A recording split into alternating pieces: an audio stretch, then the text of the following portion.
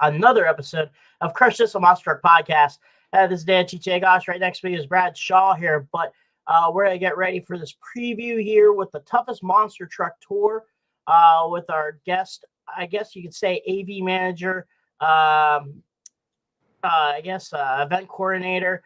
He has a lot on his business cards, Colby Marshall, and then the driver of the Dozer monster truck for DCT Power Sports, Mr. Jack Brown.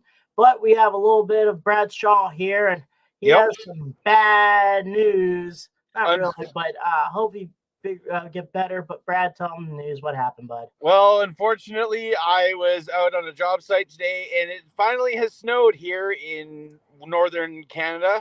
We finally got some snow, and I guess there are some icy patches hidden under some snow, and I slipped and went ass over tea kettle and messed up my ankle a little bit and my knee. So I'm currently at the new overlay. Check it out. Little teaser what's coming on in the new year. But yeah, I do have to go back into the hospital here. I just had to sneak out and say what's up to everybody. Hopefully you guys are having a good holidays. Next week I'll be heading to the east coast of Canada. I'm pretty excited. So hopefully get some cool pictures. I know Christian Norman is very jealous of me that I'm heading to Nova Scotia. So, enjoy that, Christian. But you guys have a good show. Cheech, happy holidays, brother. And you too. You guys stay safe and keep the rubber side down and the shiny side up. I wish I did today, but I guess I slap wheelie too hard. Hey, you're gonna have that, there's certain situations, but just get back up and running. Also, this was supposed to be the Christmas special. I had nothing. Yeah, we'll do something in the new year. We'll do a challenge in the new year in January. I'll do something stupid, probably. I don't know what yet, but for me, it's a drink challenge this year. So give me some suggestions. No eggnog. I've already done that. I did that 3 years ago. So something different than eggnog. I think I'm gonna do the Nitro Gummy Bear Challenge. I can try it. If somebody ships you one, I'll try it. I might be able to find one this weekend when I'm in Edmonton before I fly out. But I'll figure something out. We'll figure it. We're running out of challenges because they're all. You only can do the one chip challenge for so much. Yeah. I think what I'm also gonna do is maybe there's a challenge at this Mexican restaurant. It's called the burrito size head. This burrito is about the size of your head challenge. I don't know, maybe some stuff, but once again, while Brad's still here, we got to thank also I want to thank all the 5-star likes and shares on iTunes and Spotify. Thank you so much for everything you guys done. With that, also, we have our spread shop. Please, if you guys want some merch, go buy some merchandise from us. It helps our podcast out. It helps it grow. With some big news coming, Brad may not know, but if everything goes to plan with your guys' help, 2024, Christmas will also be on Instagram Live. So we're going to have 4 formats going on for 2024. Let's go. Facebook, YouTube, Twitch, and Instagram Live. We'll do a little bit more with Instagram. I'll do a lot of RC stuff while Brad will master the Twitch side of it with hanging out with Brad type deal on the Crush This channel because Brad knows that stuff. I have no idea what Twitch is. Yeah, with the Twitch stuff. With the Twitch stuff, it's going to be some video gaming stuff. My brother's a streamer over there. Go check him out. That's Sir Nick. But yeah, we'll be doing some streaming stuff, maybe some BeamNG, some rigs, maybe some other racing games. Who knows? Stuff R Factor. Yes, maybe do some good old R Factor. Who knows? iRacing R Factor. I know Joey Sylvester's doing some iRacing off-road stuff, maybe doing a little league. Who knows? But we're going to be in the new year kicking it up on Twitch and seeing kind of how we can grow on there because it's a great platform as well. Yeah. So once again, guys, go to the spread shop. Also, we still have these hoodies and crew shirts from 6B Apparel. They're all $100 a pop. I'm sorry about that, but we got to make a profit also. We know how much he makes it. Just saying. Yeah, those are full-fledged, the same exact stuff that you'll see from all the drivers. the hoodies and stuff like that from drivers, crew members, the same platform. So go ahead, take a look at that stuff here on 6B Apparel's website. Also, want to thank Steve Jones and Monster Truck Attitude on Facebook and on YouTube. He does Thursday Night Thunder. December is going on. I think the special for this month's Revenge. He hasn't done any of the listing yet, but go ahead and take a look at that stuff too. Thursday Night Thunder on Monster Truck Attitude. Also, our good friend Bryce Kenny and his book, Gears for Life. This book right here. Go get that book from Bryce Kenny. It's on Amazon.com. Also, I think it's on a special audio book too. Yeah, it's on Audible. Yeah, Audible. And on, I think, is Amazon as a book itself. But it's a good book. I have a copy. Brad has a copy. It's on our phones, and I just look at it and stuff like that. So it's pretty cool. Go take a look at that. Gears for Life, written by Mr. Bryce Kenny, Mr. Mohawk Warrior himself. So when we get to our thank yous of our other two sponsors, Back Channel Productions and one of our guests, Colby Marshall, MTRC. He also has something special going on for you folks at this episode. So I ain't going to release it yet, but you'll notice it in his background, what's going on. He's going to give you guys a little taste of it, and we'll talk about it too. Don't forget his slave boy is also in the background too. So don't mind him. He will just do what he needs to do. Some situations may come about. Nothing bad, but the boy just has to listen. So outside of that, we'll get our help on and everything else and go from there. So once again, guys, thank you so much. Merry Christmas to you, Mike Hedman. Happy birthday, by the way, to Mike Hedman. I think it was this weekend or maybe 20 years ago. I don't know. His birthday came up, Mr. Mike Hedman from all the way in the nice Duck Bears country in Chicago. Duck Bears. A little run-in a little bit with the Oilers there, Brad, with the Blackhawks against the Oilers. Let's go, Oilers! I can't really say much. My Penguins are mix and match, but right now Sidney Crosby's probably playing the best hockey right now. So does Ovechkin. Ovechkin's are probably pretty much going to get the goal, shooting for the most goals in a season. And they're 36 years old playing like they're 19. Edmonton had a rough start to our season, but we have got better goaltending finally, and we're looking better. The problem with the NHL, Brad, is like when you think you're doing good, you're probably gonna peak. It's still a long season. It's still extremely long. Oh, it is, and it's going to be interesting to see, how Edmonton does in the later part of the year. But guys, I got to run. I got to get back in the hospital. It was, sorry guys, I'm not able to join, but wanted to pop on in here, wish y'all a Merry Christmas and have a good show, everybody, and have some fun. All right. Well, let me start this commercial, and then we'll get ready for Jack Brown and Colby Marshall. Here we go.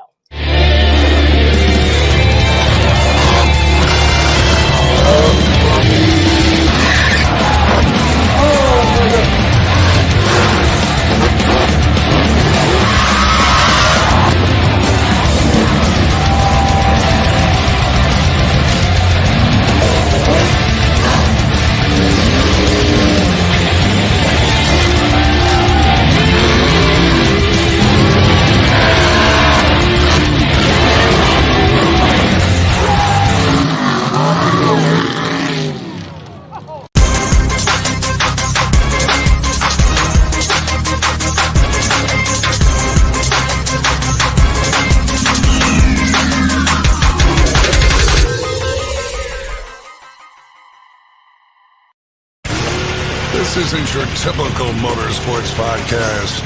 You're listening to Crush This, a monster truck podcast presented by High Octane Coffee and J Concepts.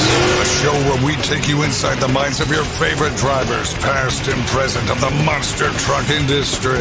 And now, your hosts, Brad Shaw and Dan Chichagash. Buckle in. The show starts now. Man, love hearing David Lee on the background for my intro, man. 1990s, 2000s, any commercial, you got to have the toughest next time having David Lee as your intro for your commercials and stuff. But well, before we start off, Chad, was asking why Brad's at the hospital. He slipped and fell and twisted his ankle, rolled over, flipped it over, landed on his hood. So he's in the hospital right now getting treatments on that. But we have here is Mr. Those Canadians were used to that stuff. Like, how does he? Like Canadian hockey fan, like and he's cats. falling on ice. I thought they were cats and landed on their butts all the time. Right. No matter what type of fall, they always land on the butts because they probably used to snow and stuff like that. But I would have thought so. I mean, yeah. we learned something today. But we got Jack Brown, the driver of the Dozer DCT. That's right. What's up? Truck, and also Mr. Colby Marshall from the Toughest Monster Truck Tour, MTRC, the blog, the Monster Blog. And how you guys doing today? How you doing, Colby? Doing fine. A little unseasonably chilly down here on the Gulf Coast, but I can't complain because I could have ice to be slipping on and up in the hospital like a certain somebody. But It is what it is. Yeah. How you doing, Jack? I'm doing pretty good. We had we're literally wrapping up our first quarter prep. So I think I finished putting the stickers on Dozer today, and I got to do a couple more motor tweaks, and she's ready to load the trailer and roll out.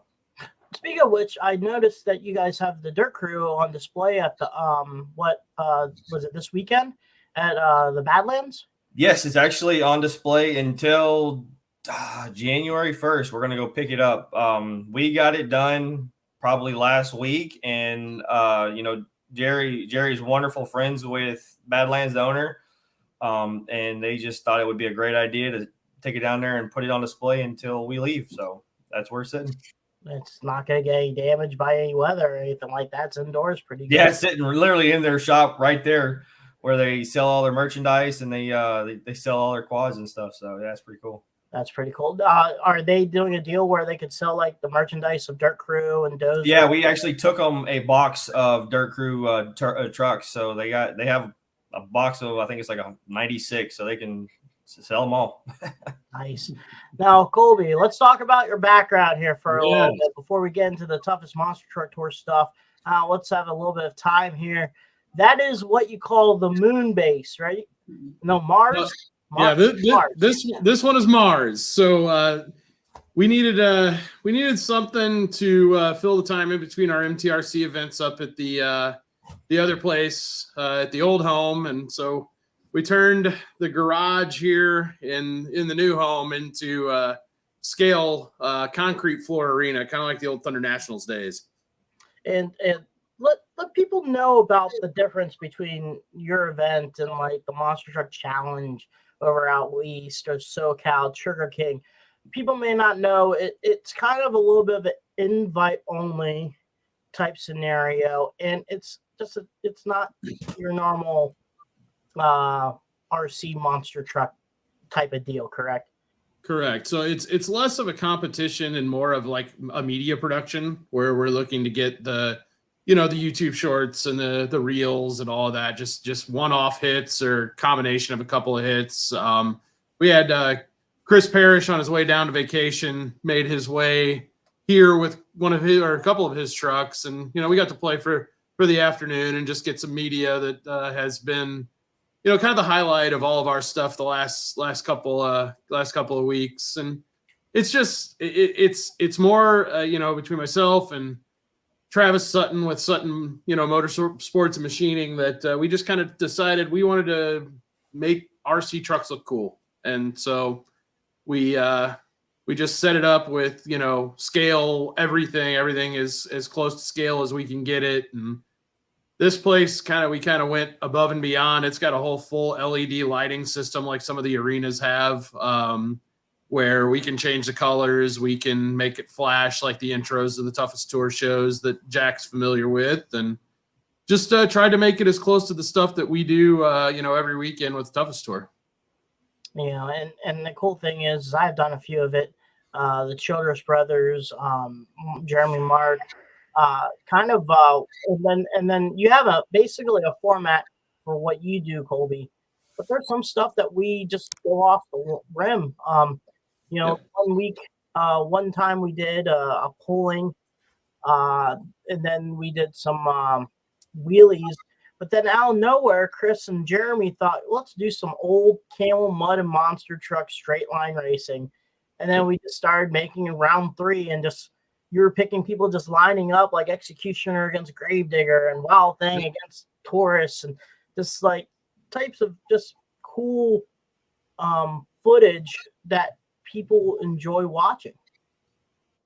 Yeah, and we try to match, like I said, with the scale. We try to match what the trucks actually did, in their time period with the classes that we run. We have our, what most RC groups will call a retro class. And we'll try to match. I'll go through and I'll spend, while I'm sitting on the couch doing my video work for a living, and I'll just have old shows on in the background, and kind of look up and, that was cool. Let's try to go out and do that. And, I've done a video like that where one of our trucks did a jump that reminded me of something Excalibur did back in the 80s. So I just put the two side by side and, on the video, and just said, hey, it looks just like it. This is cool. And that was the kind of the whole aim, is we didn't, there's tons of great groups that do, the competition stuff. And we just wanted to make cool video. That's basically, that's my forte, and, what I grew up with is the old school stuff. And that's what we wanted to match. I have to say, I'm very, very proud of the Virginia Giant pull. And then somehow I luckily got Executioner in some type of zone where the truck slid and flung dirt straight at your camera. Yes. And it was like straight ahead. And, there's a lot of cool moments and stuff like that. Dan DeFalco from the Monster Truck Challenge, he said the moon-based videos are pretty cool. A lot of RC guys that run with us at the World Finals and stuff like that. Enjoy your stuff there, Colby. Yeah, it's really cool. And, we have, Josh Rhodes runs with us, and I know he does a lot of those events, and a lot of the guys that we work with, like yourself and a few others that do some of these really big RC events. And and I see Ed's comment there. Yeah, we gotta shout out Ed Horman, who's also been down here to the new place with a couple of his trucks, and we had a really good time. And before Chris came down, it was his stuff that was filling the void in between. And it's cool to see all the names and some of the real drivers. I've started yourself and a couple others started getting a few of them that I know watch our stuff, and have them do a little testimonial for us. And at the Hall of Fame this year, it was, after the meet and greet on Friday night, we had all of these guys that I grew up watching, just sitting down watching our videos for, 20, 30, 45 minutes at a time. And they did, do you have more? Do you have more? And to get stuff that excites those guys just out of RC trucks, just us playing around is a lot of fun. So you ready to bring some 73s into the mix? That's the hope. We got Jason kind of pulled off what we'd all been asking for, and that's the next order here. From him is going to be that, and a couple of new bodies to just mix up the trucks that we're showing everybody. And Travis has his, right? He did the Duraliner Giant, correct? Yes, correct. And as soon as we can get him to come down here to the Gulf Coast, we can have Travis play here too. So. And all I have right now is I got the ESC build up. I have to get a nice 3S battery, and you will have a potential heavy metal tank. Oh, very nice. Very nice. In there, the Kyosho heavy metal tank. We got all modern technology inside of it. We found out with the dual motor setup and the dual ESC, it will take a bigger battery, so we're going with the 3S battery on it. I think it's not 540, smaller motor, higher kV though. The match with it's supposed to run with the retros, so we try to do the math on what would match a smaller motor that would run with the heavy metal tank, the match with the 540 27 turn motors that are on the retro trucks. So. You just sound like you want to spend money. Huh? You just sound like you want to spend more money to me. I enjoy RC stuff. I guess I go from full scale down the RCs And I let the bosses spend the money on the full size stuff. I'll go with the 10 scale. So, are you saying you like to spend Tim's money on good things? But we're like getting ready. We're doing the EFI stuff. The truck's ready to go. We're at get ready and have some fun with that. Not my truck. My truck's still the standard, fuel stuff like that. But next year we're thinking about doing that. But that's not about me. This is about you guys and the upcoming toughest monster truck tour season. With that, Jack, you debuted a brand new chassis in 2023 with the Dozer body. Some shows in the summertime, though, you had the other truck's bodies, but during toughest, it was, I think, the Dozer truck. Yes. And you did a lot of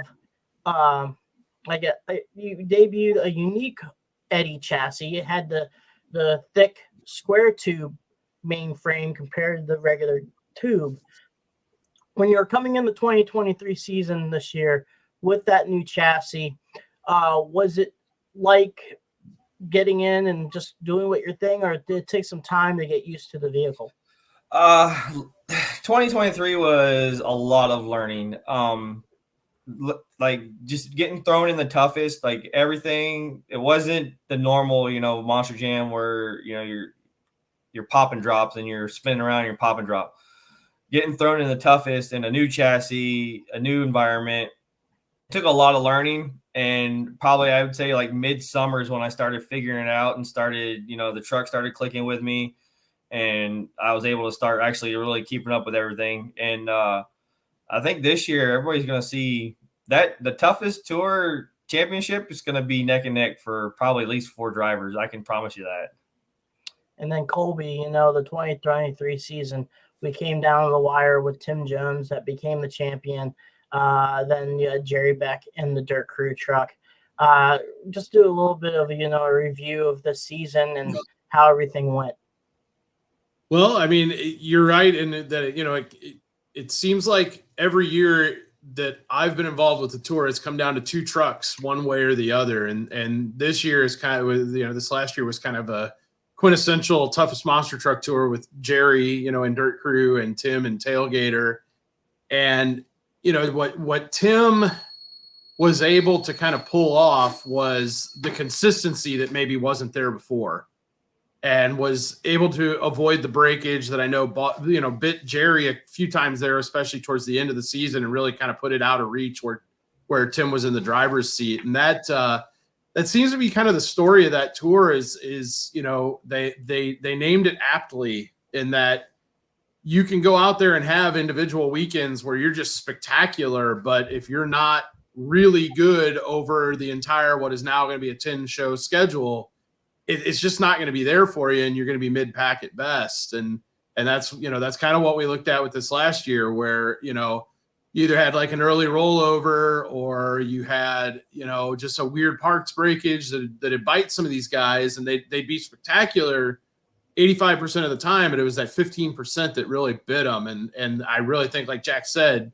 we're going to have pretty much everybody that's on the tour this year is good enough to win it. Oh, and yeah. This last year was mostly the case that way as well.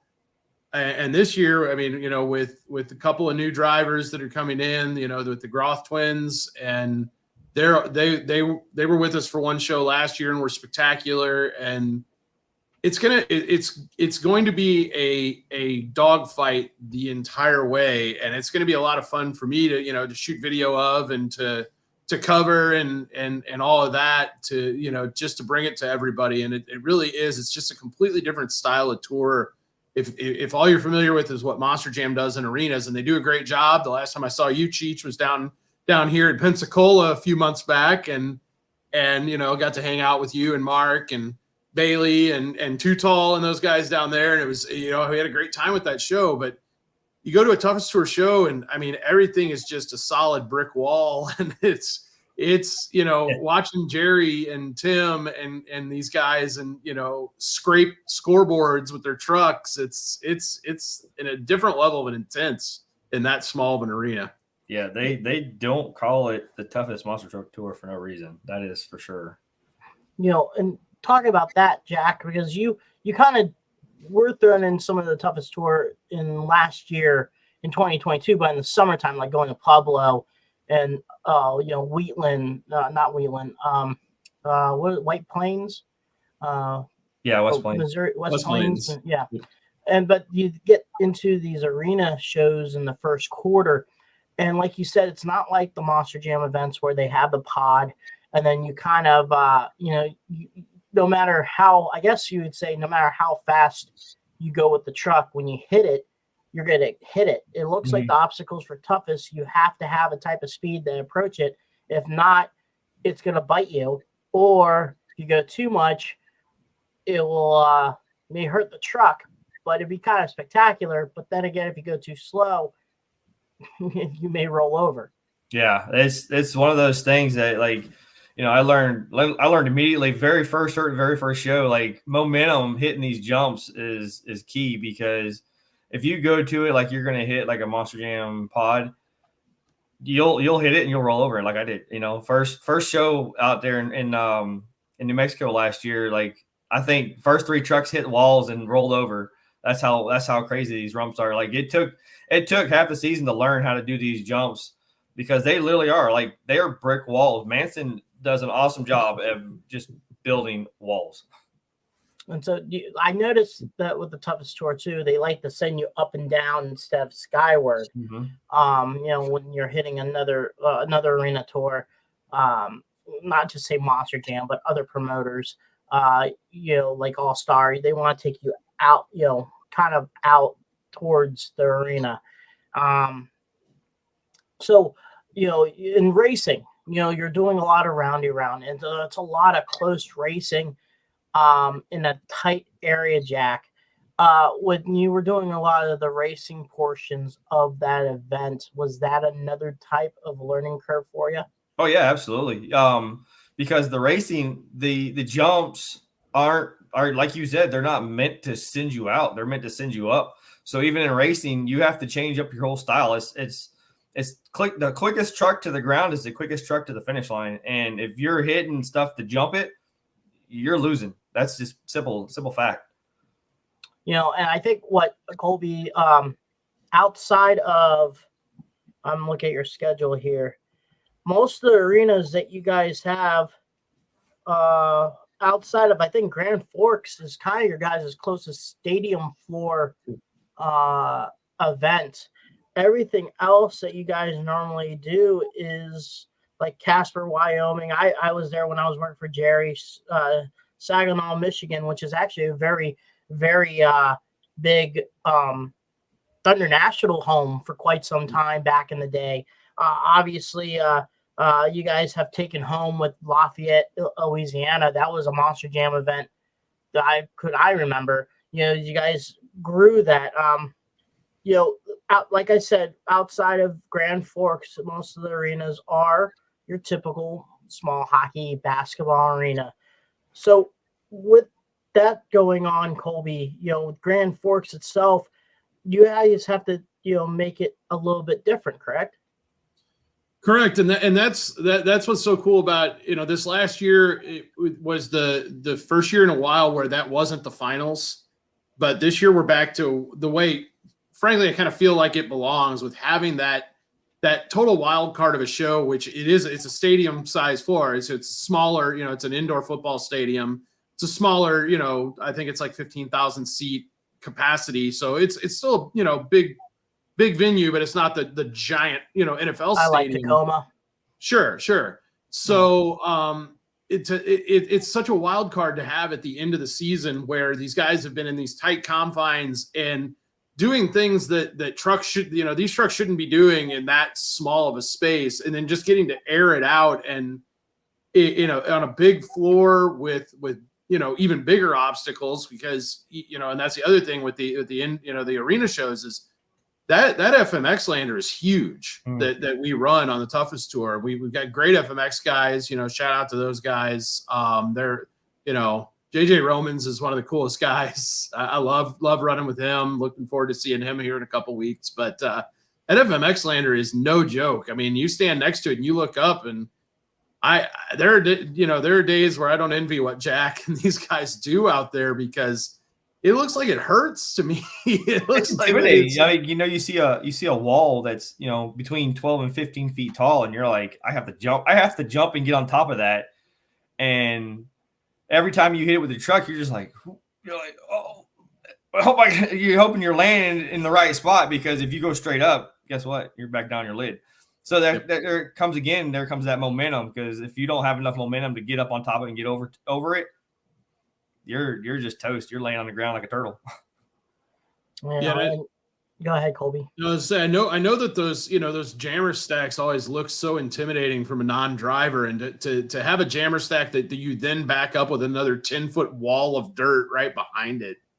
It just, I'll watch you guys, and somebody will, like, inevitably one or two of the trucks will get off just enough to the side of it to where it knocks the corner off of that hill, and then it gets really sketchy looking, because if they're not perfectly square landing on the back end on top of that wall that's behind a wall, who knows what direction they're going to go and how they're going to land, and upside down. I know we've seen Jerry and all of you guys take some wild rides off of that, and that's just one of the obstacles. So sitting behind a camera lens is a very comfortable place when I watch you guys run this tour. Yeah, I even had my moment last year where I went up it and came down the side of it, almost had a good save, brought it back around the other way, and had to get it shut off because I was too close to the wall. I was like, but that's how it goes. Like, you either hit it square or you don't. And let's with you, Jack, and talk a little bit about DCT Power Sports here. Man, you guys are producing some new identities in the last 2 years with Maximus, then Dozer, then Blockhead.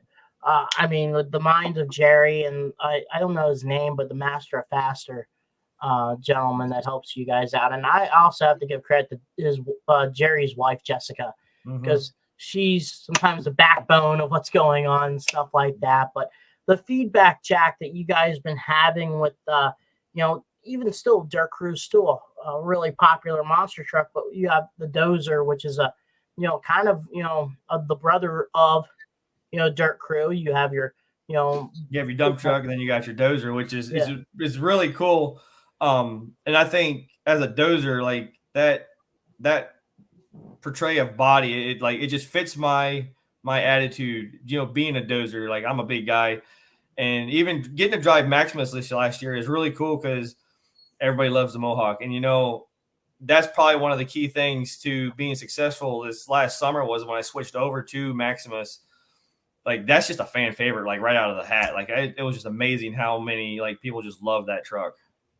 And then Blockhead, that seems like you guys like to debut a new truck. This time it was at the beach. What Dozer was at Michigan, the casino show. Yep. Soaring Eagle, and then Maximus was the beginning of the 2023 year. I think at Prescott Valley was that the first week. But still, the outcome, the pouring support. I mean, a lot of people really like the Blockhead truck too. So what's coming up for DCT for 2024? The big news is you're gonna have you have to take a step back for a couple weeks. I believe you're going to be back in the truck at Sioux Falls, South Dakota. Yeah, most likely Sioux Falls, South Dakota, or even might even be in Michigan. Just depends on, because we got the upcoming baby. Baby's like, my wife's ready to pop. She's ready to have this kid. Like, she is so over being pregnant. But he was supposed to be here January 1st. And now the doctors are saying they're going to go ahead and induce her on the 26th of December. Unless he comes early. She's hoping he comes early. But yeah, so with that, I will be out for the first couple of weeks because, I want to help her, make sure she's healthy, help the baby, and be around him for the first couple of weeks before I take off. But so I got Mark's gonna take my seat for a little while, and I hope he does me good. I know he will, because he's a heck of a driver. He's a bad dude behind the wheel, that's for sure. And then once we get going the first season, we'll take it from there. So understanding this, Colby, so you guys do points based off truck, not driver, correct? So Correct. So Yes, the points that correct. Mark give Jack will help Jack throughout the season. Yes, that is correct. And that's that's where that's where it can get interesting when things like this happen. Is Mark definitely has his style. We've seen him do that where he all but backflipped Dirt Crew a couple of years ago in, I believe it was in Sioux Falls, or it might have been in Tulsa. But yeah, that's it's going to be very interesting watching how many points he leaves for Jack, and to see kind of how everything shakes down, especially after that first couple of weeks. And also, Jack, the cool thing is, look, Aaron Basil's on too. Whoa, Aaron! Yeah, happy birthday! Isn't him and his brother? His birthday was November 11th. November 11th. Oh, okay. Well, happy late birthday, guys. But outside of that too, you said you had the Groth twins also in that, but they're also helping with Team DCT for 2024. Also, talk about that, Jack. Yeah, they're absolutely. So the Groth friends, they're going to be running one of their trucks, and they're going to take the Maximus identity for us for first quarter. So basically, we'll have 4 of our identities running for Monster Truck, or the Toughest Tour, and then I think sometime I think some of the shows back towards the East Coast, they're not going to be available, but with that, they're still going to be as much as possible in the tour running the Maximus body for us. So basically, throughout the West Coast, the West theme, you're going to have Team DCT's 4 trucks, Veteran and Tailgater, correct? Mm-hmm. Yep. That'll be the 6, and then some of the East, some of the East Coast, the 2 East shows. I believe you're gonna also have Toxic and Illuminator, right? Yep, absolutely. So, just wanted to go over the schedule here with you, Colby. The first couple weeks you're gonna have Prescott, Arizona, Rio Rancho, New Mexico, which Rio Rancho always to me was like stop number 1 for you guys in general. A lot of cool venues that you have, like Sioux Falls, South Dakota, always a Staples, Youngstown, Ohio. You guys are there all the time. A very good staple point. And then, Saginaw, like we talked about, it was a home for a Thunder National, very popular event back then. But, now it's home for the toughest, and it's one of the key marquee places. You guys have Lafayette. The history of monster trucks there is no question legendary. Hearing stories from Colby Saucier of that place and how he watched and done that and all that awesome stuff. And Casper, Wyoming is another Hollowed Hound. You guys do a lot of cool stuff with the hotels there. A lot of meet and greets and stuff like that too. Really, that arena is kind of in the middle of nowhere. It's funny because when you drive to the hotel, it's clear as day. When you go to the arena, it's snowing. And then you're trying to figure out what's going on there. Loveland, another awesome place near Denver. I believe, Loveland's near Denver, right? Yeah, it's just north of Denver, probably about 30, 40 minutes maybe. And then you have Grand Forks, but you guys have a new destination also. Want to talk about that a little bit. It's close to my home from Wellsburg, West Virginia, about 15-minute drive to there. It's Wheeling, West Virginia. West Banco Arena, another staple for the Thunder National home. Another Thunder National arena that I remember seeing there and stuff like that. It used to be a huge concrete show till the last couple of years. But Colby, you guys are having a new destination with Wheeling. I know you guys did Independence, Missouri for quite some time, but it's not there this time. But let's talk about, and also Salina, Kansas. That was another one at the Tony Center. But this time you pick up a really cool place that's kind of not that far away from Youngstown. It's about an hour from Youngstown, but you're also an hour from Pittsburgh. So you're kind of in the Pittsburgh area, near the river, a beautiful arena in Wheeling. Colby, let's talk about a little bit about that. Yeah, it's my mind immediately goes to, and this is the goofiest thing in the world. We're glad to be heading back to Prescott to start the year. We did not do it this last year, and so we're going to do it again. We're going to do it for the first time in a couple of years. I'm looking forward to an In-N-Out burger. I haven't had In-N-Out burger in forever. So that is 2 years since that show 2 years ago. And maybe even longer than that. I'd have to look back as far as the COVID stuff, but that one's always an interesting. The first show of the year is always so interesting, like Jack said, on this tour where, everybody's been doing their summer stuff and they haven't gotten into the swing of the right kind of momentum for that Brian Manson special track where, it eats everybody alive on that first night where we usually have one or two rollovers just right away in the wheelie contest where, people just haven't hit that brick wall of, dirt-filled tires in a long time. And yeah, that one, and there's such a beautiful area there too. It's not too far from the Grand Canyon. We've ran up to the Grand Canyon, before with that one. Just an absolutely stunning place where, you don't think of snow in Arizona, but we've left that arena with 6 inches of snow on the ground in the past. So, because it's up in the mountains there in Arizona. Rio, another one, just the arena is kind of like way out in the middle of nowhere. Yeah, it is. But it's a really nice facility. Very similar. In fact, I think it's built pretty much almost identical to the one that we ran in Independence. And there's a few other arenas that are like that, where they built this, this style of arena that it really works great for our shows. And, you mentioned the Thunder Nationals, and, that's kind of what we were trying to mimic back here in the background with the concrete shows. But that vibe of just the go hard and as hard as you can that the Thunder Nationals was so well known for. And, that's what I see out of the Toughest Tour these days. It's just this, this independent level tour where these guys just throw it as hard as they can at everything they do for the 10 weeks of the tour. And so that, that you're right in saying that. And we even go to some of the venues, like you said, Saginaw and, a few of these other venues that are, longtime homes of that tour. And, Saginaw is another one that's a truck eater for whatever reason every year. It's a 3-show weekend, and that one chews these guys' trucks up all weekend. Every year we're there. You mentioned the new one in Wheeling. I'm really excited to do that. I want to pick up a Wheeling Nailers t-shirt, just because that's like the coolest logo in all of hockey. I did the Wheeling, West Virginia show in FTI Torque quite a few years ago.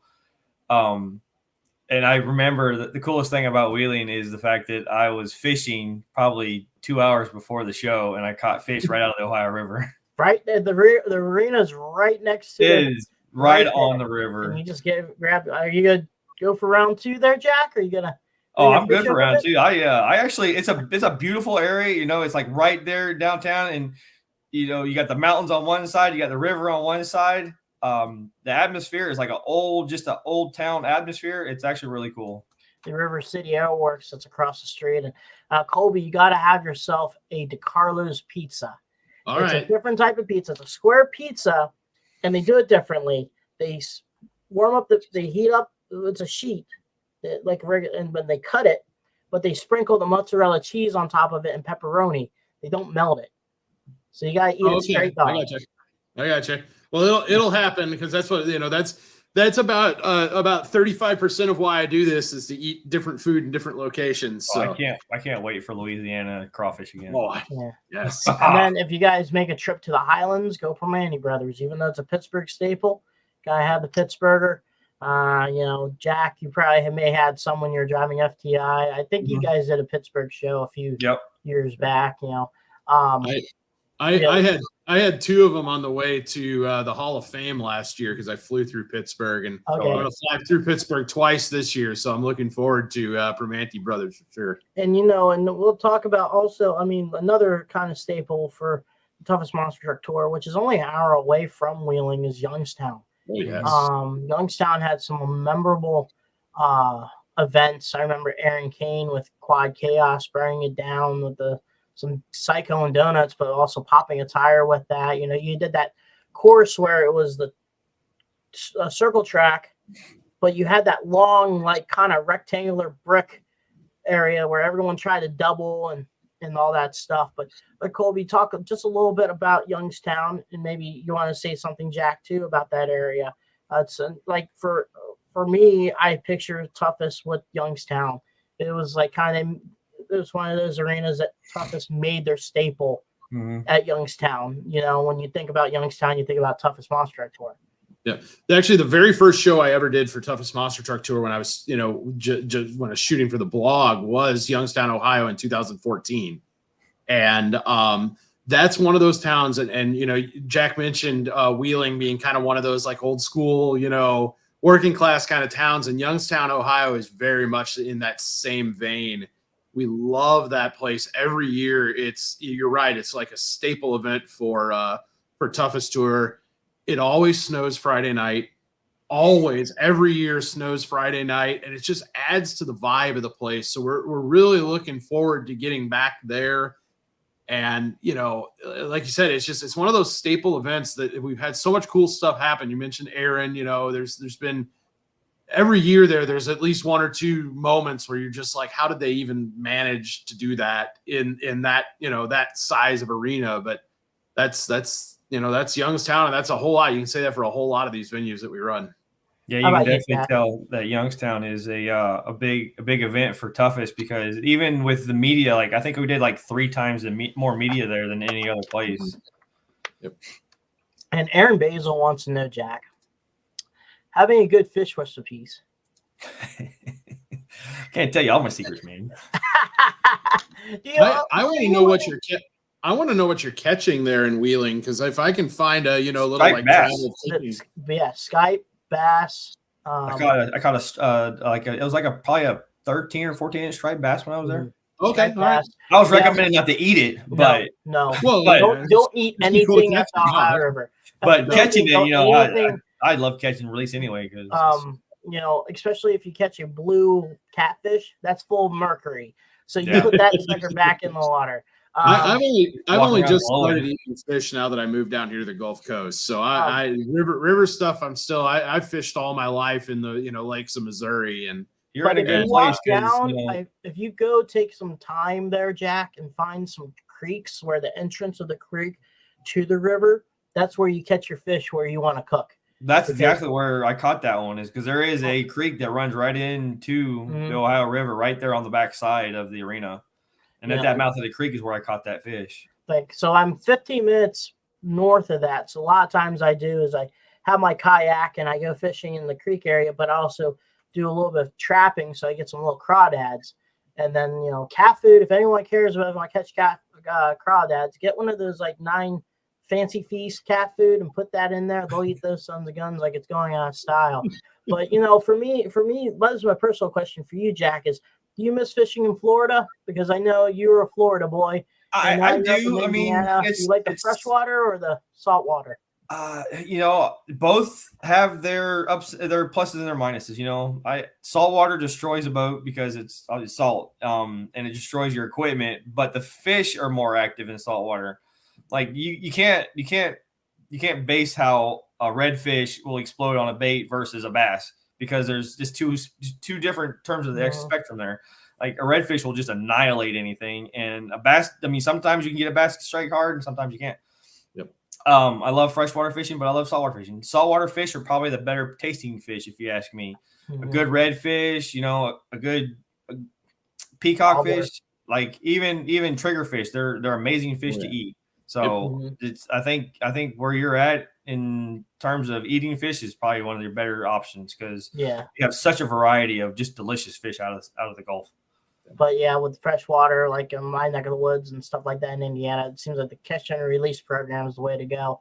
But it's cool to take a picture with a nice good, bass and stuff like that. And I occasionally, get some, chicken guts and go get some catfish, carp, type deal. When I get on my kayak, I'll go after bass, trout, stuff like that, and go from there. Or sometimes go some,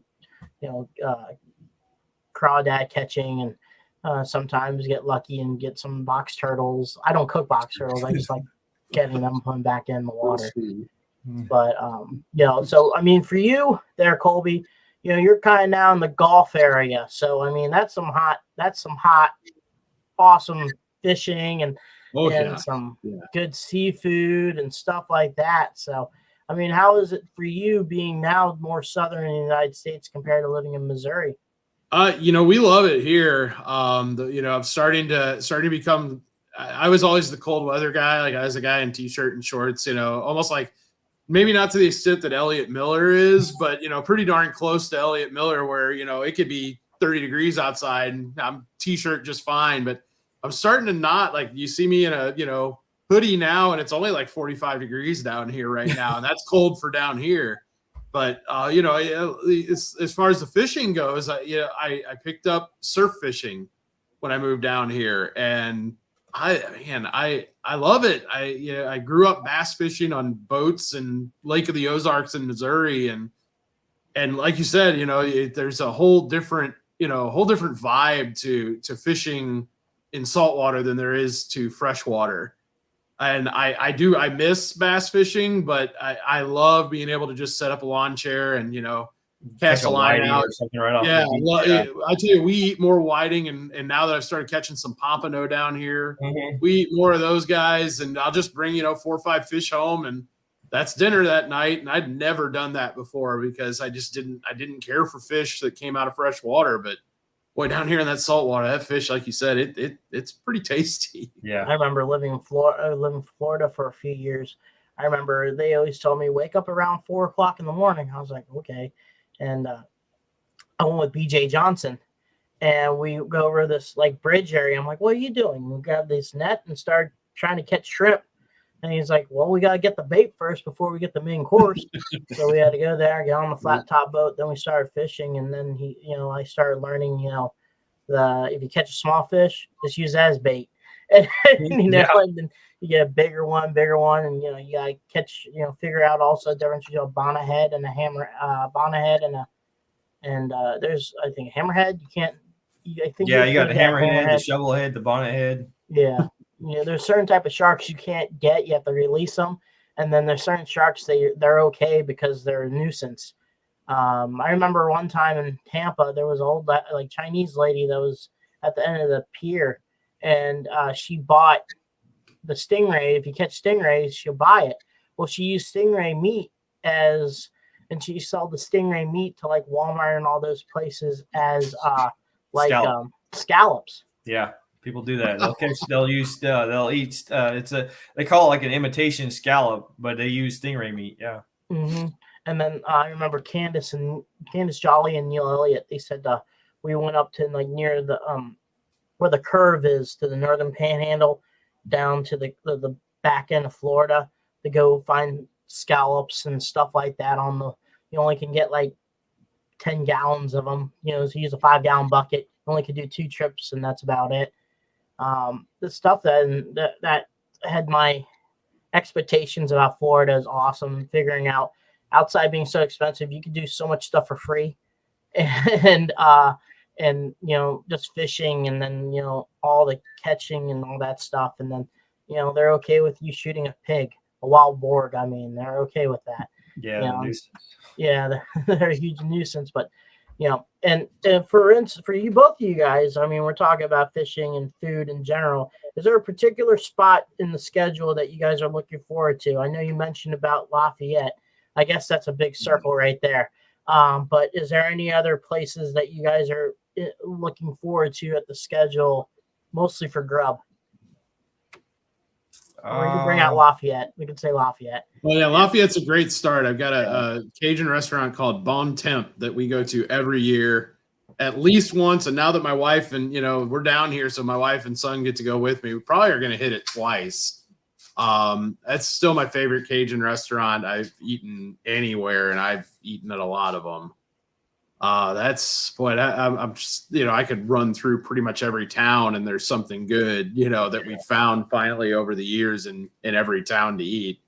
Youngstown's got a great Italian place right across from the hotel that we eat at every year, just this little hole in the wall in the basement of this place. And It's close enough to your neck of the woods there, Cheech, where they got the pepperoni rolls and their pizzas are so good, and just all of those. Boy, I'll let Jack chime in while I think about a couple of the other ones, because I could go on. Everything's forever. still new for me. Like last year, we went around and we did some things, but like I said, Lafayette is mine. I guess my number one. Lafayette and Beaumont; those are my two number one spots right there, just to grub up on Cajun. And then so with that too, you guys, this is for Jack here. What are you looking at for your season? I mean, you got 4 teammates pretty much, and then you got the champion Tim Jones and Tailgater, Jerry and Dirk Crew, the Groth brothers and Guardian, and the other Identity Maximus, and then you got I think Darren Basil, and Blockhead. So you got so close of a family group, but it is what it is. You're going for the championship. So what's your mindset for this season there, Jack? My mindset is just to stay focused and stay consistent. That's the key. Like Q was saying earlier, that's the key to the toughest, is being consistent, not overdoing every weekend, because you put that much wear and tear on your truck, it fatigues after a while, and that's when the damage starts coming to. So if you can just stay consistent, stay within the top range, eventually someone's going to break their truck to where you can just pull right ahead and take it. Now you have those wrenches also, where it stinks for the Groth brothers not doing the 2 shows in Ohio, and I think it's not. I think they're doing Sioux Falls, aren't they? I'm double checking on your guys' schedule here. Doesn't really say, but for instance, Youngstown and Wheeling, they're not going to be there, but you're going to have the Preston Perez and Toxic and Corey Snyder and Illuminator that can throw a wrench, kind of like last year in 2023. You got Joey Sylvester and a couple of events and stuff like that. So you got to look out for them also, because they could throw a wrench into your party there, Jack, right? Yeah, absolutely. And hats off to Corey, because he's every time he came into the tour this last year, he was right on top. He was second first, like almost on every element, because he came down to throw, that's for sure. And then Colby, how do you see with this competition that you're going to have here? A lot of the DCT has a lot of good drivers. Then you have the Groth twins, and like we talked about also with Corey and Preston coming in, put their 2 cents into the mix. How do you feel about this group? Because it seems like this group's just as strong as the 2017 group. I always picture the 2017 as probably the best year Toughest ever had, with the race between Aaron, Jerry, Vinny Venom, and then Larry Swim and Bigfoot. You had a 4-way battle pretty much for championship way, and it was the first time. I mean, yeah, it was a Bigfoot truck. It was a Bigfoot truck that won the championship, but it was the first time the Snake Bike won a championship in the Toughest Tour, and brought really the forefront of Toughest into the social media of how awesome these arena shows are. So, yeah, how do you feel about this group coming into the 2024 year? And that's a great year to compare it to, because, when we were doing the blog coverage for that year, I remember how intense that race really was, and just to be kind of there in the mix and help tell that story, for everybody to see on, TMBA TV at the time. And this year, I mean, like you said, there were 4 trucks, and 4 drivers that year that really could have taken that whole thing. This year, I truly believe that there are 6 trucks, and we run 6 truck fields, or 6 trucks and 6 drivers that could be the guy this year. And I can't recall ever seeing a tour, and I've been doing this since 2007. This is do the math on how long that is. I can't remember being on a tour where everybody involved could be that guy. In any individual show, let alone the whole year, and they will. The whole season will will probably be a lot closer. You're going to not see, 2 trucks run away with it this year. If that happens, I'll be shocked. I'll be shocked to see, say Tim and Jerry run away with it, because Jack has, that first year under his belt, and I knows what to expect out of the track. Same with Darren, the Groth twins, they're always good. Every time I've ever seen them run, they've always been, top-notch drivers. And we're forgetting about Mark McDonald. Oh yeah, of course. Yeah, we're starting the year with Mark McDonald and in Jack's place. I mean that I'll put that crew up against any 6 in that environment, any 6 drivers and trucks. I'll put it up against any of them. Absolutely. And a lot of people don't even realize it or think about it, but if that tour would have gone on probably maybe 1-2 more weekends, I think Darren Basil would have taken the overall, because he was climbing quick. Like once he figured his truck out and he stopped having issues, he was laying down some race wins. He was laying down freestyles. Like he was taking some serious heat. Like he was balling right up the ladder as fast as he could go. So he's definitely one that everybody's gonna have to watch out for this year. Yeah, and Darren spent the whole year chasing, because that first weekend was a weekend from hell where that truck just did not want to work. Yeah. And I think he missed most of the first 2 shows. That first show, I don't think he got any points that first show, because he didn't make any passes. No. And he fought it. Like the second show he made a couple passes, but he was still having issues. So he literally missed a whole weekend worth of points, which would have put him right on top.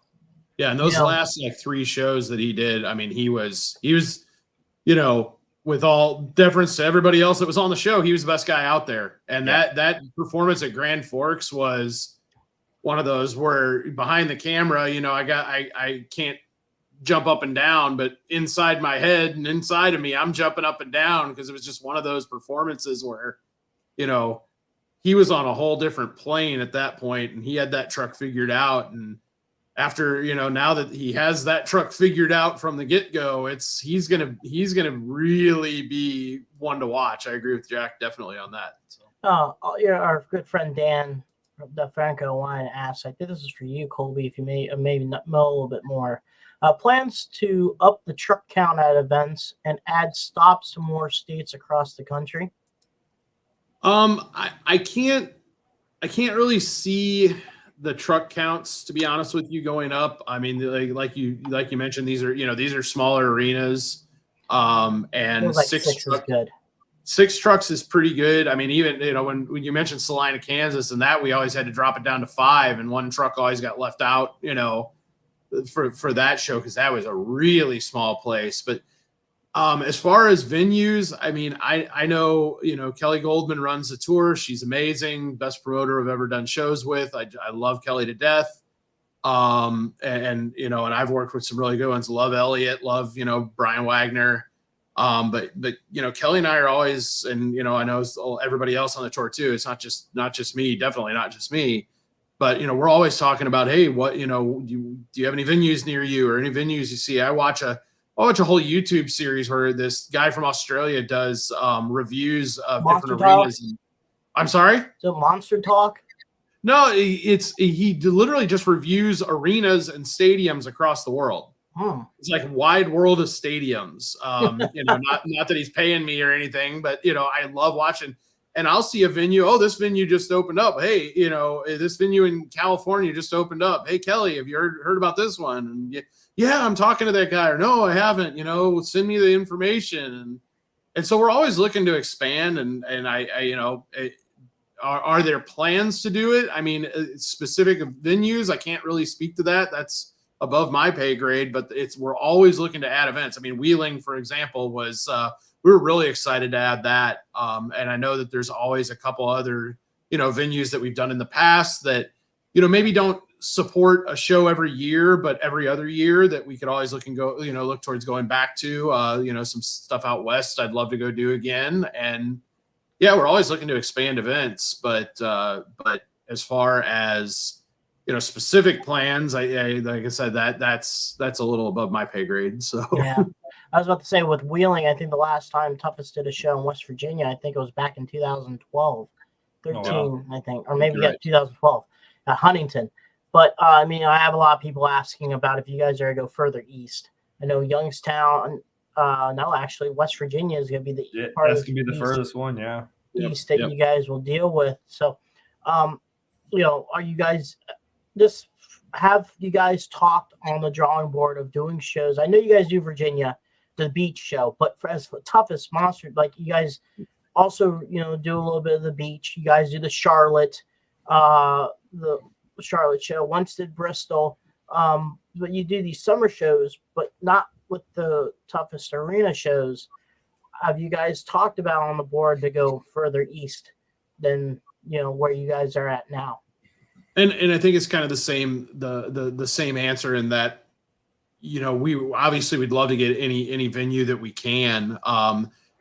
As the East Coast is a lot more compact, especially when you get up into the Northeast. That whole New York, Boston thing. I mean, there's so many big size markets within a couple hours of each other that, number one, inside baseball type stuff, those are really expensive to market in. Let's just be honest, and toughest tour is still small. It's a small business. I think there's a total of like 12 people that run the entire tour. I forgot you guys did Lexington, Kentucky too.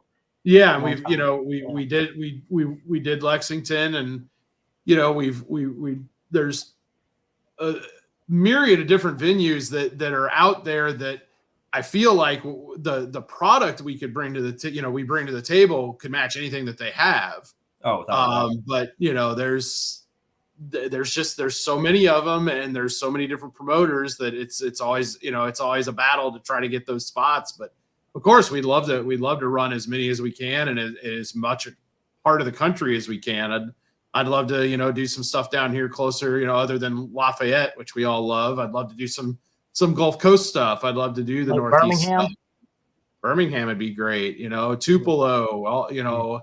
Pensacola, we were just at Cool Building, really, whatever ends up being available, I'm sure it's going to be considered. So now you guys also do another promoter, but kind of use the same crew with the Monster Nation. Monster shows. Nation. Yeah, with like Bozeman, not Bozeman. Yeah, it's Beaumont, Texas. Beaumont, thank you. Yeah. And where's the other one at? You guys normally do. Well, right now that's the only one it was Bossier City, Louisiana, but Beaumont's an interesting one in that it's not quite an arena floor, it's not quite a stadium floor, it's kind of something in between. And like I mentioned with Saginaw, that's another one that eats trucks. Mm-hmm. That's got some weird dirt clay, something like I've never seen, and I don't know. I mean, it's half dirt, half clay, and half snakes. That's the strangest. That's the rumor that they keep bringing snakes in every time they bring the dirt in with the. If you walk the floor there, it's dirt, and you just see little pieces of snake in the floor because the dirt pile sits out back in southern Texas. And you, Colby. There are all sorts of snakes. We love you too, Josh. Yeah, buddy. We got a couple here. My only request for Beaumont is just more dirt on the floor, because that hurt us last year. A couple of trucks did some damage to the floor because there's only 3-4 inches of dirt. That's not enough. Here's Austin Tweedy, the driver of Monster Patrol. He said some good dudes right here. Merry Christmas, Austin. Yeah, Merry Christmas, Austin. Congrats on all you got going on there. It's pretty cool, and it was good seeing you in Grand Forks for sure. Yeah, absolutely. That was a good little weekend.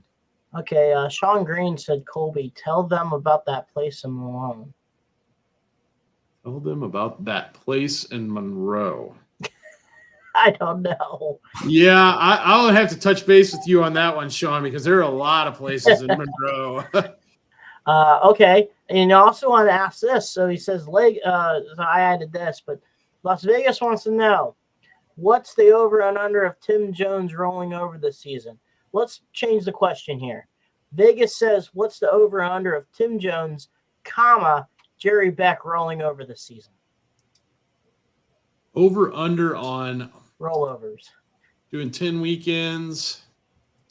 I'll go. I think 10 is a good round number for both of them. If they, That's a good middle ground where average won a show, and that sounds about right because Tim can have weekends where he's good for 3. It's kind of what we used to call the old Bill Payne rule of weekends. If he didn't roll over 3 times, it wasn't a good weekend for him. I'm giving Tim 12. I'm giving Jerry 15.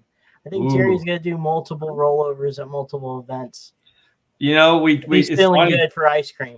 It's funny too because we just talked about because we had all of our fuel injection systems like gone through and redone. So now they're tuned really good. And Jerry has a feeling his first couple of jumps a good chance he's gonna look like he's gonna try a backflip.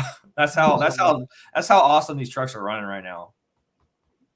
Yeah, so making me excited to see him. I can't wait to see all you guys. Number 1 and number 2. I'm looking forward to Jerry's backflip attempts. So. Your wife Jack said this is perfect. 2 of Jack's favorite things: fishing and monster trucks. She's she's always my best critic and my best friend. You know, we may have a little bit of this chat here, a little bit of the elephant in the room. You know, people will also picture Bigfoot being in the toughest monster truck tour. You know, a lot of people are saying they miss seeing Bigfoot, and they always suggested maybe Eric should drive the truck in your guys' tour. But I know for me, I can answer this. I know they're doing a lot of the Hot Wheels monster truck live shows and stuff like that. We'd love to see Bigfoot, you know, in one of those shows and stuff like that, but it's just based off of what they want to do, correct? I mean, very, very true. And, you know, of course we ran with, you know, Dan and with Larry for so long, and two guys that, you know, Dan was one of the first people to really open up and like bring me into his world. Just said, anytime you want to come into my hauler, grab a drink, whatever. Dan was, you know, one of the first people to do that. And Larry was at the very first show I ever shot for the blog, the very first time I was ever behind the scenes at a monster truck show. And, you know, I grew up a Bigfoot fan. I love the history of Bigfoot, Jim Kramer, you know, Bob Chandler, all those guys, like Dan, all the way up and down the board. Of course, we would love to have them. But they have a really cool thing going with what they have with the Hot Wheels tour. I can't fault them for that. They've got a great setup for them, a great situation. I haven't even gotten to meet Eric yet because, you know, he kind of started as I moved down here where I wasn't living, you know, a half hour from their shop and get to go hang out all the time. So, well, maybe one of these days I'll get to finally meet him because I've heard nothing but good things. But, I mean, I'm sure that the relationship, you know, I can say with certainty that the relationship didn't end on anything bad. It's just, you know, they have a deal and it was it's working really well for them. And congrats to those guys. Good. And hopefully they can get to a point where they can, you know, throw another truck together or, you know, don't have the need for one of their trucks to be on that tour and they can come play with us again. Because we'd definitely like to see, especially, you know, what I'm hearing about Eric, I'd love to see him on this tour and see what he could do with our guys. You know, and for being such that because of how Bigfoot had a threshold on, you know, the toughest tour. What, Dan won 5 in a row, Larry won a bunch, and then you had Snakebite that won a few. It wasn't until 2020 where the championships kind of stopped with, you know, Mike Christensen and Vendetta, you know, and then you start going on there, and we're still waiting for Team DCT to get that championship, but you got four strong competitors to do that, right, Jack? Oh yeah. You're gonna see something come out this year, and Lord willing, it's gonna be one of the 3 of us on top, if not all of us. Right. And it won't be for lack of trying either. Right. Because that's for dang sure, because we're in it this year to win it. You know, that's one thing we got to talk about, Colby, is about this toughest tour is, you know, a lot of people consider this tour as the best arena tour in the country. And for how hard the trucks run and the courses too, you guys have that late, well, I guess I could revive a little bit of, you know, the 2010 to 2014 type years where, cars were the dominating obstacle, and, you would throw in a tire, you would throw in the trucks would launch, you would go over the Jackrabbit and the FMX jump and stuff like that, and you would have your side slaps, or you're trying to do a donut and type of deal, and for fans that are on here that haven't seen a Toughest show, what would you pitch them to? The air. I mean, just to be in a building that, that's the floor size, not necessarily the buildings. Because, I mean, Lafayette, Sioux Falls, South Dakota, those are big venues. And I mean, more than 10,000 seats up to 15,000 seat venues. So they're every bit as big as, any other hockey venue, or basketball venue around the country.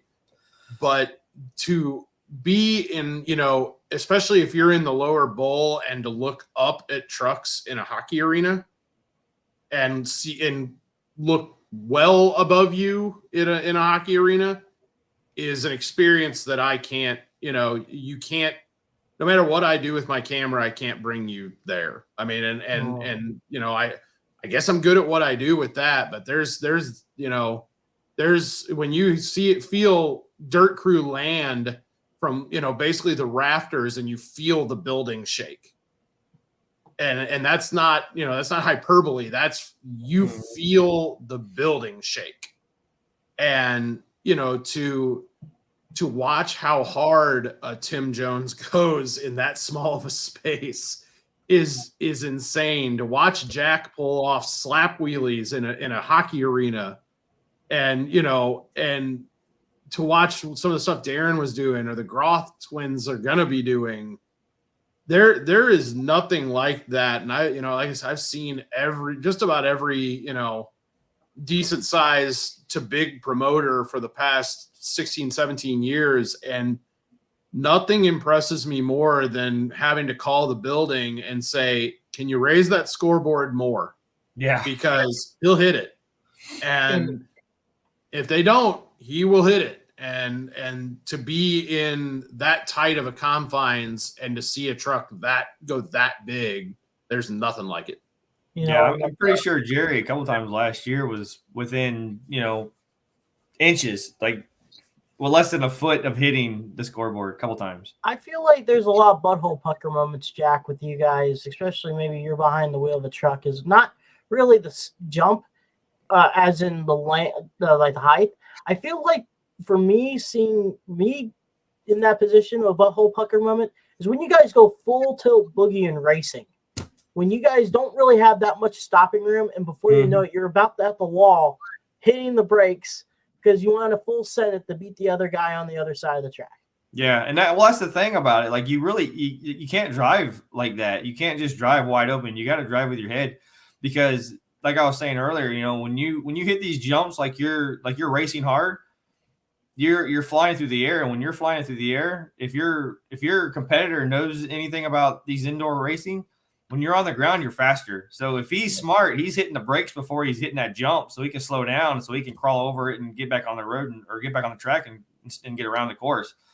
Because that's what got me beat quite a few times last year. Was I was in the air while Basil was on the ground racing me. And Colby, let's talk about the organic growth of some of the monster truck drivers that you guys have with Toughest Tour.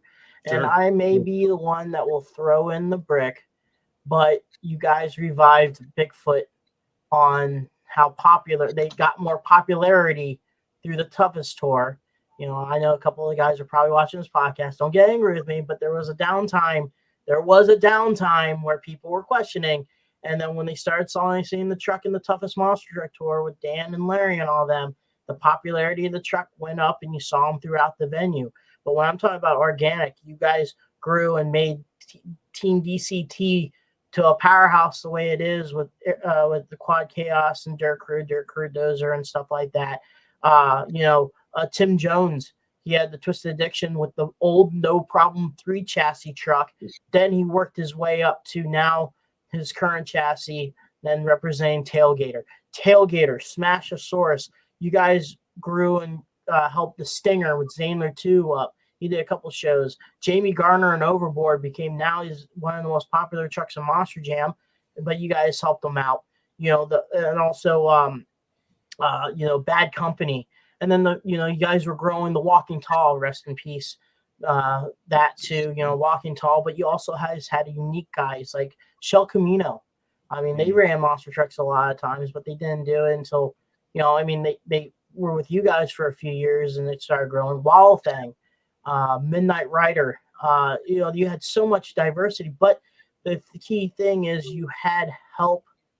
The product, the Toughest Monster Truck Tour, has helped grew a lot of people like Team Throttle Monster.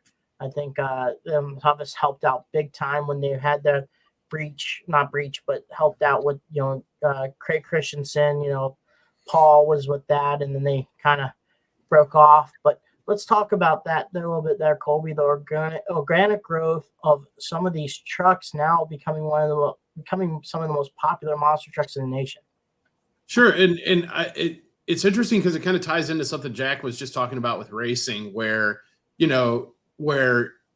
was learning to get to the ground and, put the power down. And for whatever reason, I've been on a kick of, and this was kind of in that dead period where I was a fan of the 80s stuff and then didn't follow the sport for the longest time. And I've been on a kick of like the Camel, Mud, and Monster series stuff. And that was such a thing where it was, get down to the ground and get the power down. And there's a certain, old school nature to that. And obviously, you can't regress and you can't go backwards. And, what we're doing with tracks and the height that we just talked about on the jumps is obviously very, modern day monster trucks, but there's a vibe, that old school vibe of, there's this different mix of trucks.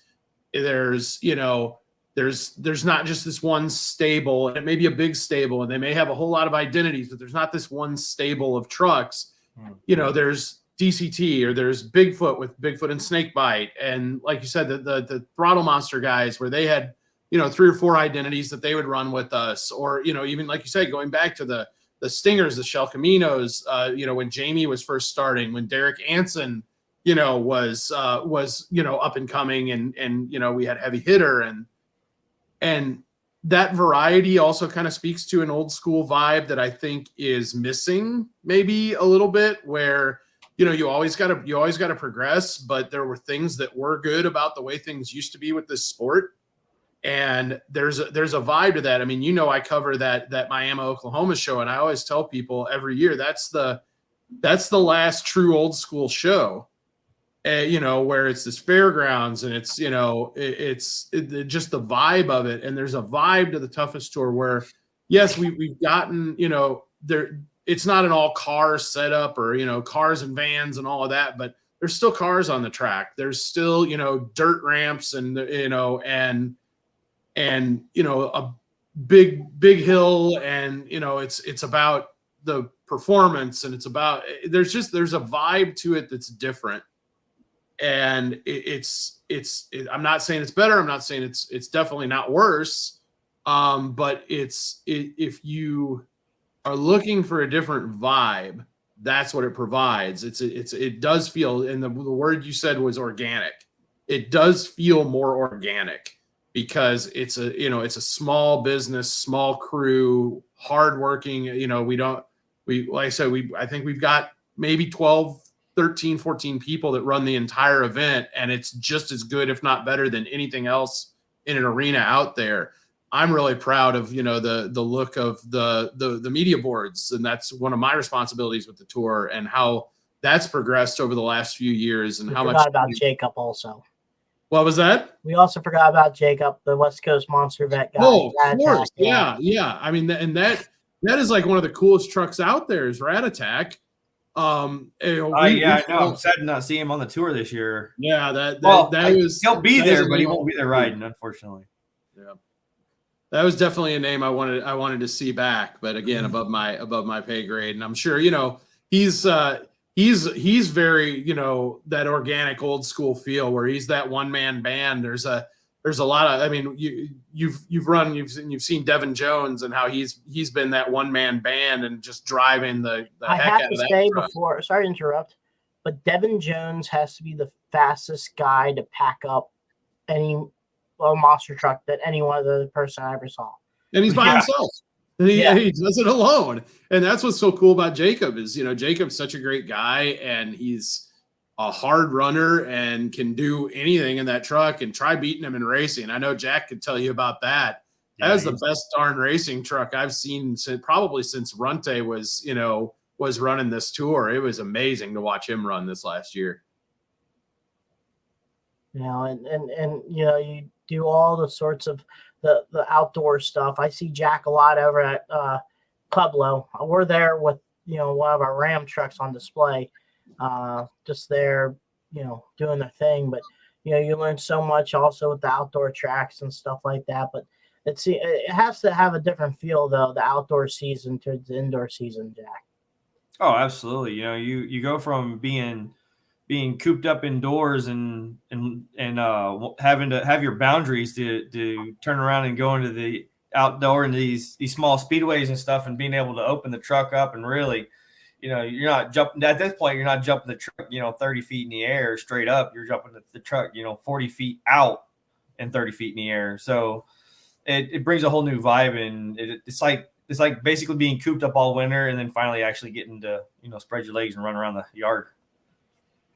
So like you said, Jack, it's pretty much, all of the destinations that you're at, you're pretty much enjoying. You just got to try. Your mindset is to stay as the toughest, pretty much. Try to keep your truck durable and drive smart. Yeah. And above all, just, be smart enough to know your boundaries. Damage to the building obviously hurts our image. Mm-hmm. Yeah. And also, before my last question for you, Colby, is, the group of people that you work with outside of Kelly and her husband, and then, you got Brian Manson, and then the third Basil brother. Ryan. Yeah.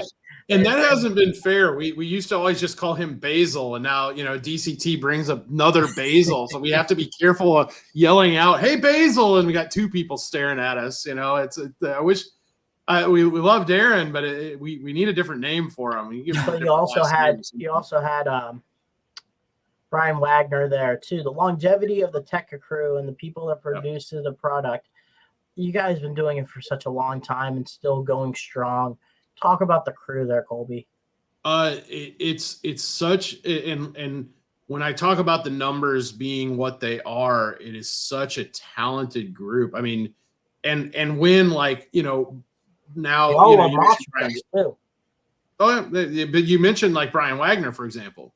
Now he's super successful with what he does, on his tour. And when somebody like Brian or somebody like Elliot, who now obviously we know the success that Elliot Miller is having with his own tour, and now 2 or 3 or however many, ride truck and 2 race trucks, maybe 3 race trucks. I can't even keep track of what he's doing these days.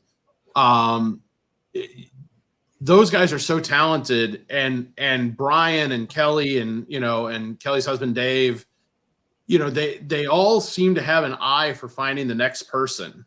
And, they had Scotty Dubler as their announcer, before my time with the tour.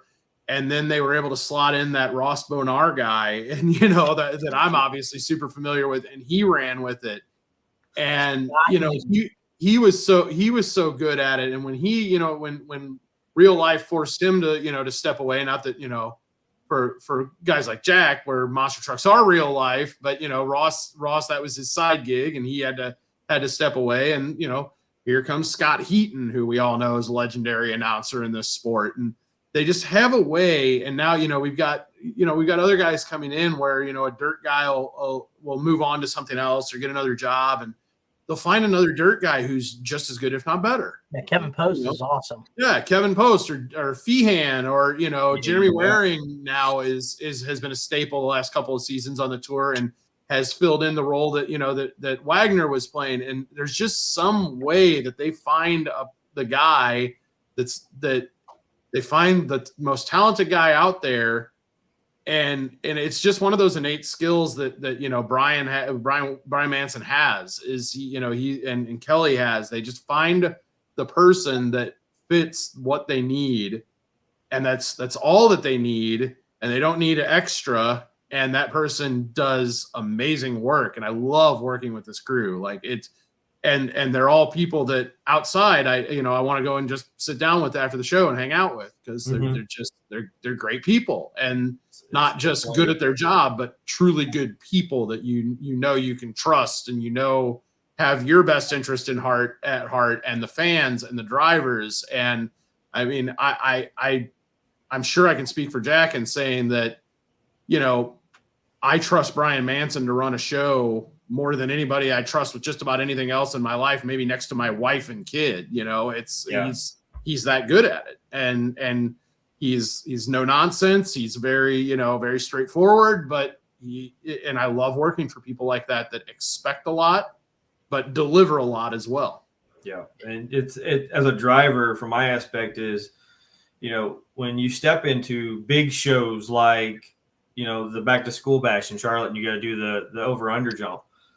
As a driver, you have to trust a person that's building a ramp, especially a ramp that's going to send you 60 feet over another truck, and hope that you're not going to come short or over jump it. Or there's just so many different variables that without the right person building these tracks and building these venues, that's just one bad move from being a life forming accident. And you talk about that, how they do their stuff, but also talk about, the team that you're with a little bit there, Jack. You came from one team to the other, just like how I came from one team to the other. But, how, talk about Jerry and Jessica and what they have built in this, guess we could say franchise with DCT Power Sports. Yeah. And it's this year, 2023 has been a huge year for the Becks and DCT Power Sports. Like we've grown leaps and bounds. Our shop is grown tremendously. Those two are just a dynamic duo. Like they're just two awesome people to work for.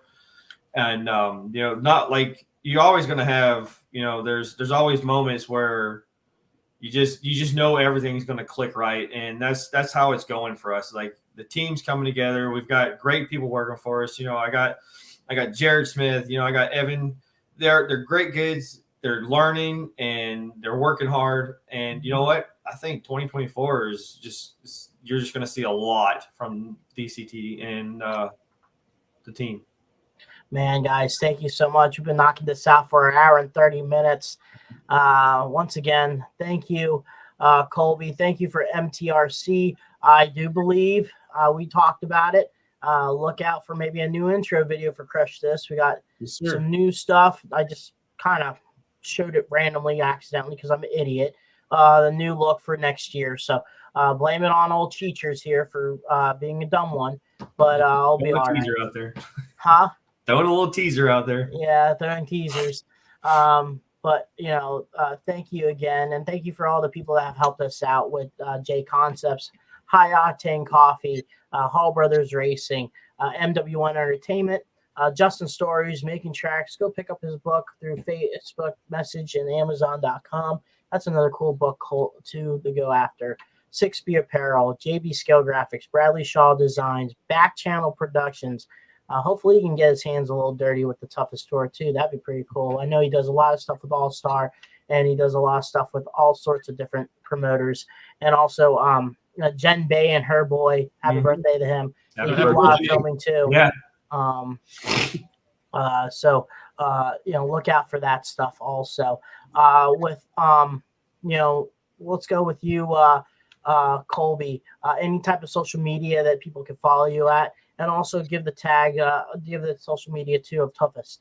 Sure. Yeah. First, let's start with Toughest at Toughest Monster Truck Tour. At Toughest Monster Trucks, Facebook, Instagram. I think we're maybe have some plans to throw some stuff up on YouTube. Start, maybe doing some shorts on YouTube here coming up. So, looking forward to that with first quarter. As far as me personally. Obviously there's MTRC behind me at MTRC Racing, Facebook, Instagram, YouTube. We're actually just before this, we were shooting some more content. So We've got about 3 events of backloaded content that are, 3 afternoons of backloaded content to post. So we wanted to do that to get ready for first quarter, because there's not going to be a whole lot of chance to play RC trucks other than Lafayette and Beaumont. We might do some shooting there, but yeah, that's just those are the ones. Definitely, if you have a Toughest Monster Truck Tour show anywhere near you, it really is. I always used to talk about bucket list shows. To me, go see one. You'll see why why people praise it as much as they do, and I'm just glad to be the small part of it that I am.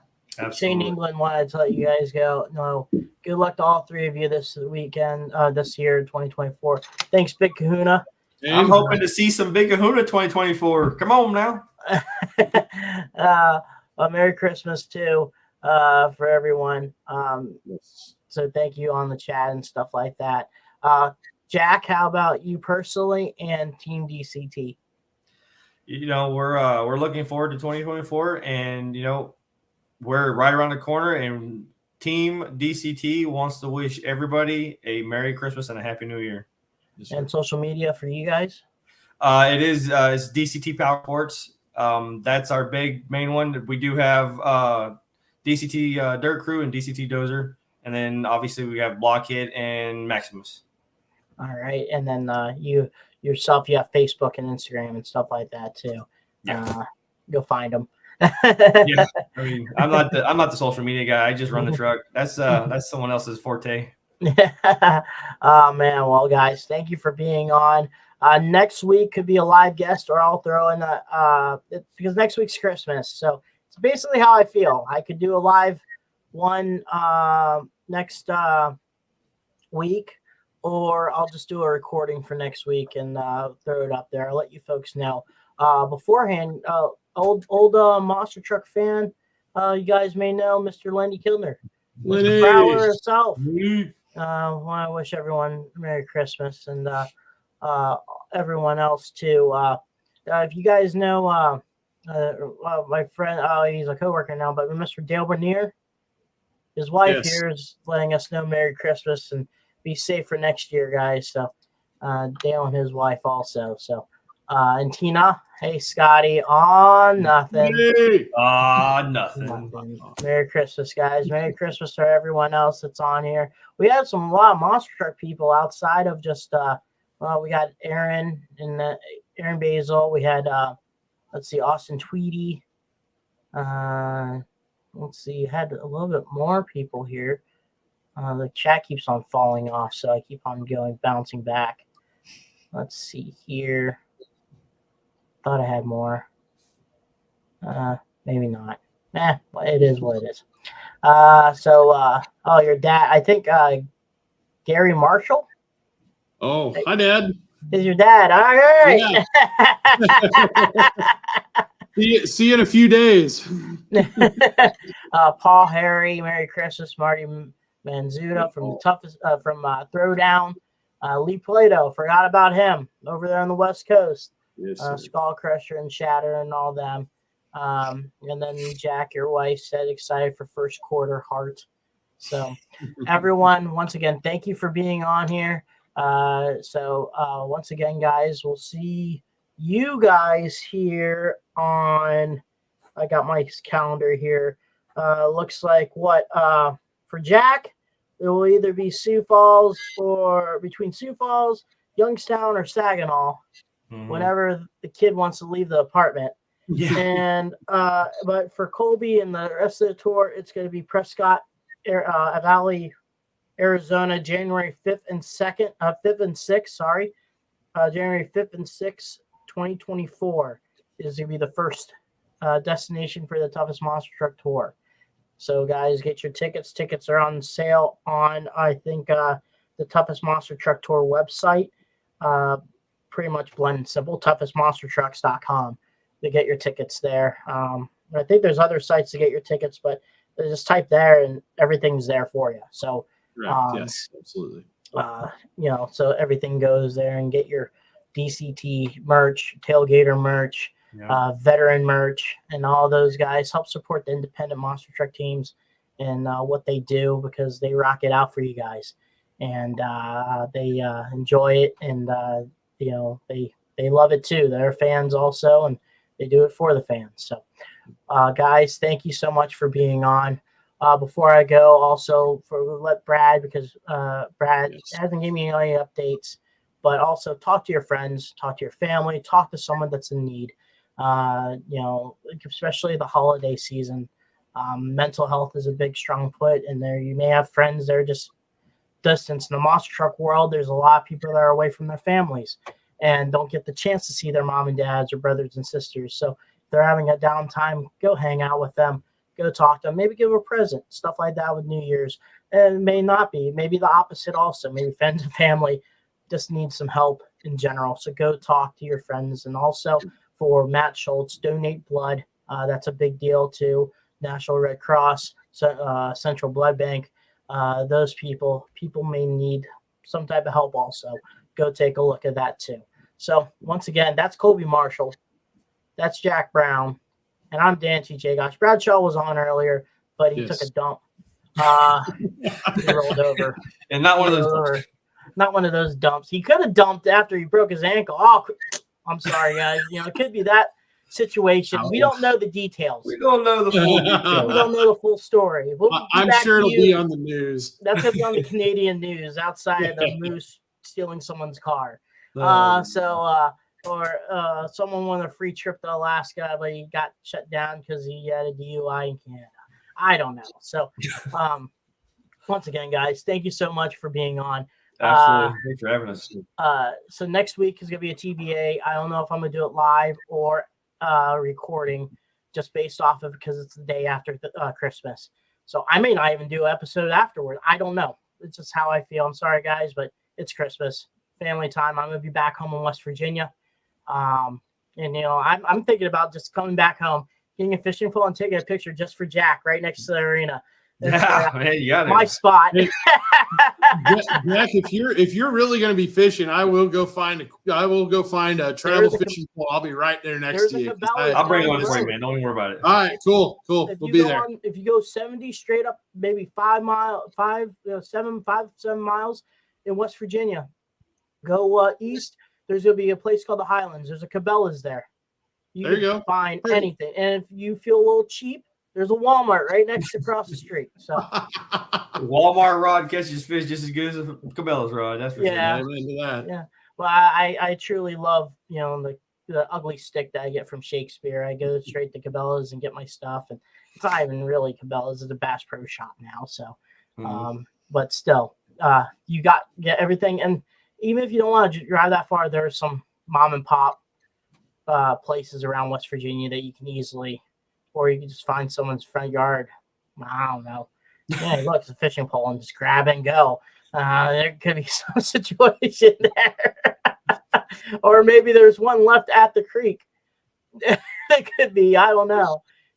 Just watch yourself. You never know what you're catching in the river, that's for sure. Right. Well, hey, Jack, best of luck to you with the new arrival. Looking forward to seeing you here in a few weeks. Appreciate it. Take care of that. Yeah, we'll see you in a few weeks. Yes, sir. Merry Christmas to everybody. Hug a loved one this weekend. Absolutely. Yeah.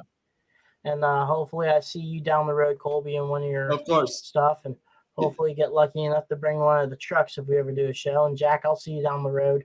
Sounds good, brother. Either parts or something like that. We're always a rock, skip, and a jump away. That 2 hour ride away. Yep. Well, guys, thank you for being on. Guys, what Brad always says, keep the rubber side down and the shiny side up. Brad didn't listen to that. Huh? Yeah. Brad didn't listen to that. Good night, guys. Feel better, Brad. Feel better, Brad. Bye. Geez, Brad, thank you. And closing out.